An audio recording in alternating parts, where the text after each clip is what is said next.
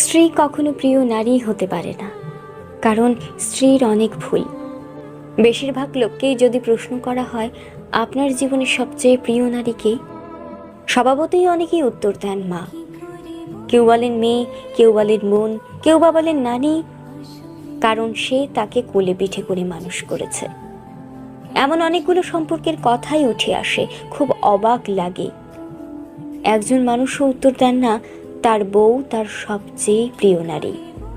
আসলে বাঙালিদের সমস্যা, বউকে ভালোবাসি বললে মান সম্মান চলে যাবে, লোকে বউ পাগল বলবে, বউয়ের কাছে ছোট হয়ে যাবে, অথবা বাকি পুরুষদের সামনে হেডাম কমে যাবে।